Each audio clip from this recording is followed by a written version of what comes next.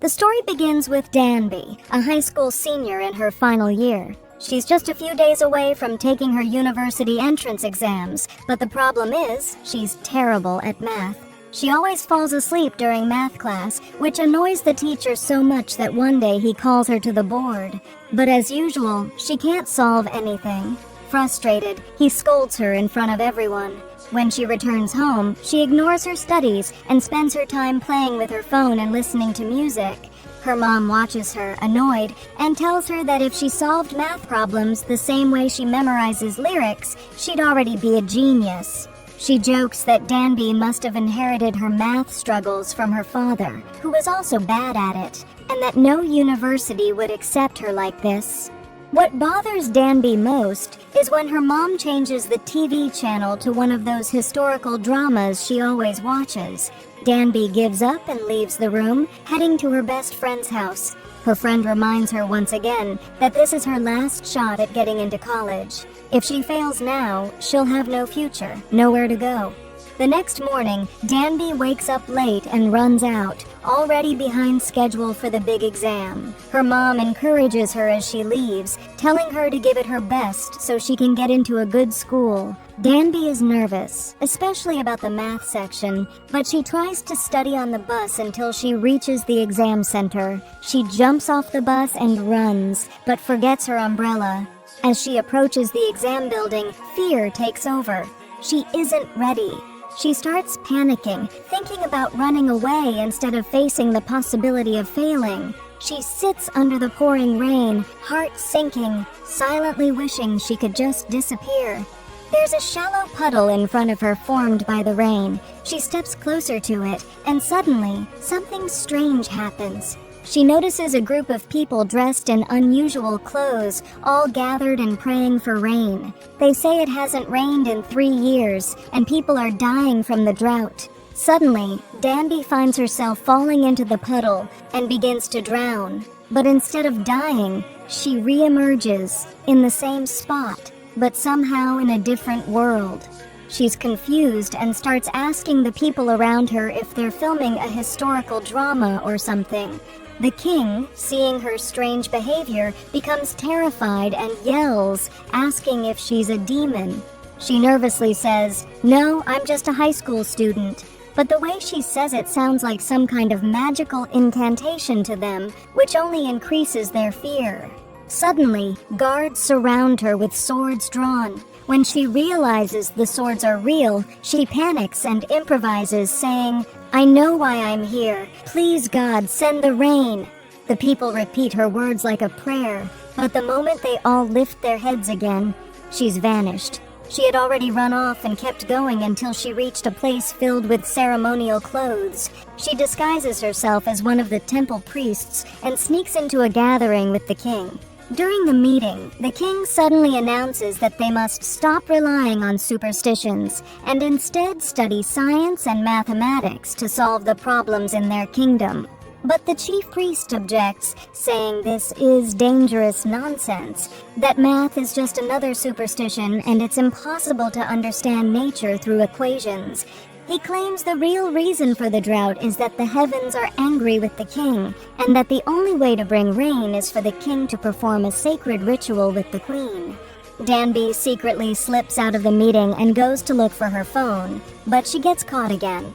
While she waits for the king to arrive, she starts thinking maybe she can escape once it finally rains. But the king shocks her by saying that it hasn't rained in 3 years, and honestly, he doesn't like her.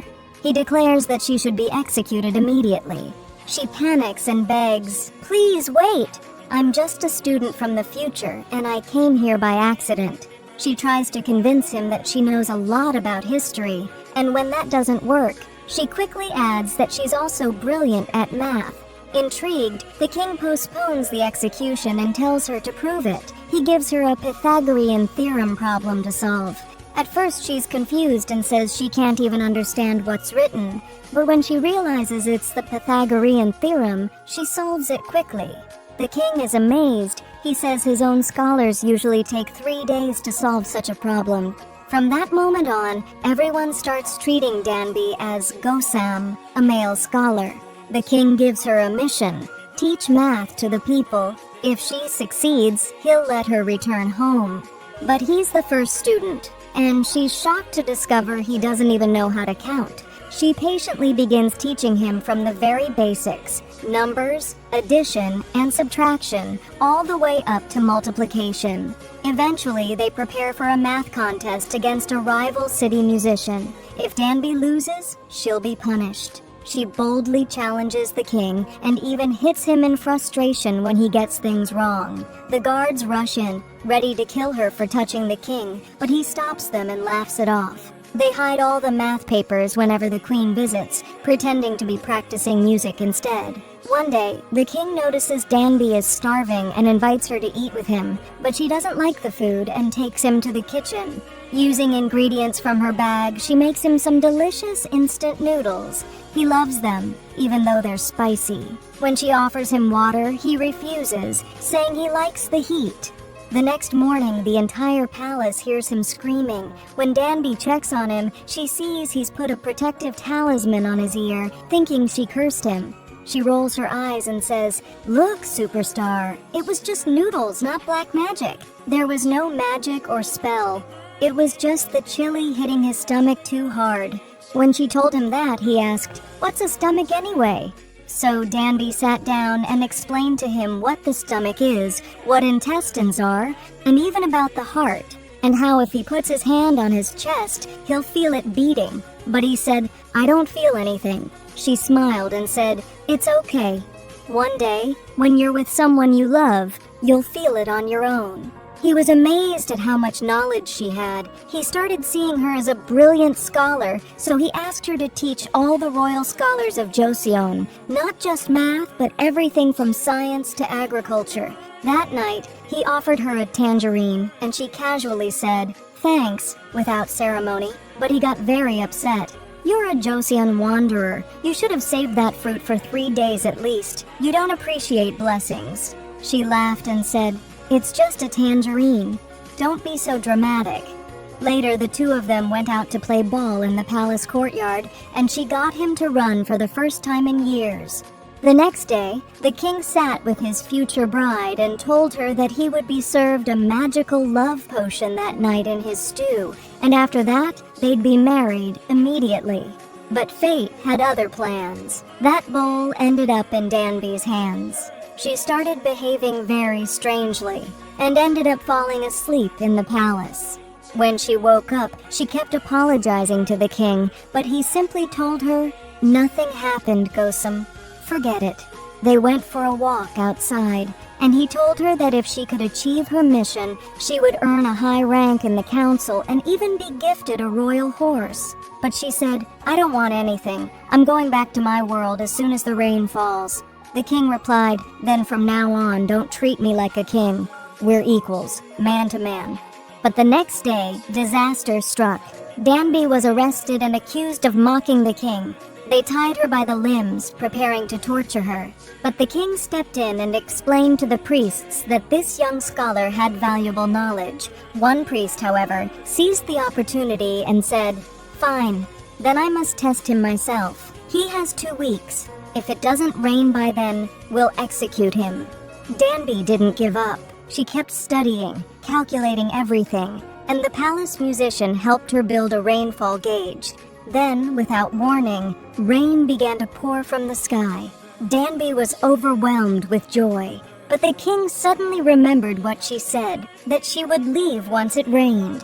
He ran to the house where she was staying and found her crying in front of the rain gauge, overwhelmed with emotion. He told her, "You need to escape right now. I've been preparing for this. A ship headed for Ming is waiting for you." But she shook her head. "I've spent my whole life running away. I only ended up here because I was trying to escape my world." At that moment, the palace musician, who had secretly been working with the high priest, arrived. The priest had ordered him to kill the scholar, believing Danby might truly be from the future. The musician told the priest, "If that's true, then he's even more dangerous. We must get rid of him." The musician took Danby and put her on a horse, galloping through the woods until they reached a forest. There, he told her, "I've known for a while that you're a girl." but I'm a decent man. Your secret is safe with me." She explained that it wasn't intentional. The job she landed was offered to a boy, and she had no choice but to take it.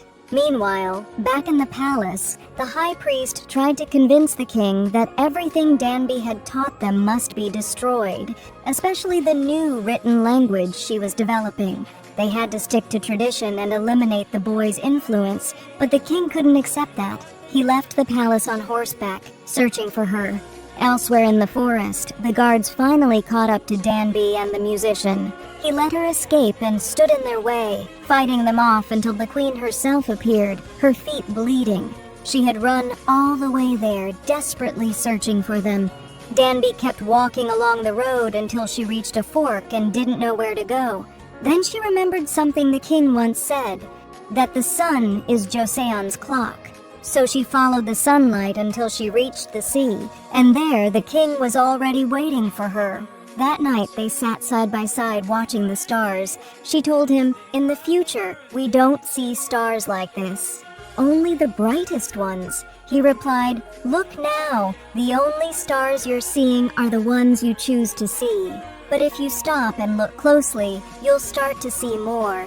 Those stars were always there. They just didn't appear until you decided to see them. The eyes see what the heart wants." After a quiet pause, the king confessed that he loved her. He said he wanted to create a new, easier language so common people could learn, not just the nobles. She suddenly remembered something, pulled out her money from the future, and saw his face printed on the currency. That's when she realized he really would succeed. When the king returned to the palace, he announced he would begin paying salaries to those who serve the people well. The high priest surprisingly agreed, saying that anyone who benefits the people should be rewarded. "What do you think of Gosam?" he asked. But no one else in the court agreed. They believed Gosam should be banished or even executed. Still, Danby continued to secretly teach the king everything, math, writing, and reasoning, without the priests knowing. One day, while walking through the palace, she found the queen hiding and eating in secret. They had forbidden her from eating too much, so she wouldn't gain weight and ruin her appearance. Danby offered her one of her instant noodle cups. The queen accepted it, and as they ate, they started chatting. From that moment on, they became friends. A few days later, the queen approached the king and told him she knew everything. She had already informed the queen mother too, because the girl, Danby, was supposed to be one of his concubines. Suddenly, Danby found herself being prepared for something she didn't understand. The palace maids were dressing her up and applying makeup. She had no clue what was going on until she realized they were preparing her for the midday rest with the king and that she was to become his first woman. The moment she understood what was happening, she panicked and ran away from the mad people around her. One of the head maids quickly informed the king that she had escaped on her way to the palace. The king went out to search for her and eventually found her, but he grabbed her by the arm and pulled her into a room. Danby screamed, protesting, "You said we'd stay just friends. I'm only 19. The king chuckled and replied, 19? That means you've got at least 3 years of adulthood. You're not a kid anymore. Besides, I've known you were a girl for a while now. I haven't touched you, have I? But tonight you need to stay here. Everyone's watching. Don't worry, I'm not going to eat you alive. The truth is, my mother's extremely stubborn, and no one can persuade her easily." The next morning, Danby went to speak with the musician. He asked her, "Are you sure you want to go back to the future?" But she didn't answer. She was torn, and her heart was full of doubt. She just walked off and sat alone. After a while, the queen came and told her someone wanted to see her. When Danby entered the palace, she found herself face to face with the queen mother, who looked exactly like her real mother. She completely broke down in tears, and no one understood what had triggered her crying. That night, she went to see the new astronomical system of Joseon, one she had personally helped create. It would help the kingdom accurately track the days and months. The king then invited her to come see something else he'd been working on. He had developed a new alphabet made up of 28 letters, meant to simplify reading and writing so that everyone in Joseon, not just the scholars, could learn. As they walked into the middle of the great hall, he asked her to sit in the ceremonial chair. Then, he placed the royal hairpin on her head, a symbol of marriage, and asked her to stay with him forever. Danby started crying and told him, "I can't. I promised myself I'd go back once the rain comes. My mother is waiting for me, and she trusts me." The king gently replied, "Then go see her, and come back. Let's live here together." But she refused again. He lost his patience and said angrily, "You're right. The future is better than this Joseon, full of sickness and disease. Do whatever you want." Then he stormed off, heartbroken. She remained in the hall, standing still, when suddenly she was struck on the head and knocked unconscious. Someone stabbed her with a sword, and the entire building was set on fire. When the king heard what happened, he risked his life and ran through the flames to rescue her. The next day, he summoned his assistant and said, "The ancient text disappeared last night." He accused the high priest of stealing it. The king grabbed the priest's hand and said, "Did no one teach you to erase all evidence after committing a crime like this?" Then he turned to Danby and asked, "Was this the voice you heard?" She nodded. It turned out that the book in her bag had shielded her from the stab. The king, furious, confronted the priest. "You knew what he meant to me. Why did you do this?" The priest answered coldly, "Because if that new language spreads, young people will start thinking freely. It'll create chaos. It will destroy the kingdom. I'm not afraid of dying. I'm afraid of the disorder that will ruin the future." The king replied, "Even if you try to stop it, I will build this system of writing for the people. I want to be someone who makes their dreams possible. Why should we fear a future we won't even live to see, a world we know nothing about?" But the priest wasn't moved. He fell to his knees and said, "Please, execute me and end this." Soon the sky turned gray and rain began to fall, just lightly at first. Danby went around the palace, saying goodbye to her friends one last time before leaving. The king asked if he could walk with her to the farthest point. They walked side by side until they reached the seashore. There, Danby stepped into the same pond she had once fallen into and allowed herself to sink again, just like before.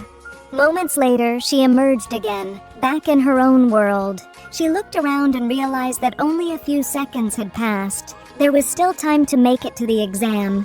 She ran as fast as she could toward the test hall and saw her teacher waiting. The entrance exam had just started. She rushed to her seat and took the test. Later that day, she returned home and found her mother waiting for her. She ran into her arms, holding her tightly. Everything about Danby had changed. Her behavior, her perspective, everything had shifted after her journey. She had learned to value the people and things around her more deeply.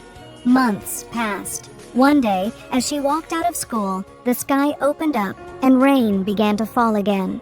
Suddenly, someone placed an umbrella over her head. She looked up and saw a face strikingly familiar. He looked exactly like the king of Joseon, but he simply smiled and said, "We met a long time ago, on the bus. You dropped your umbrella."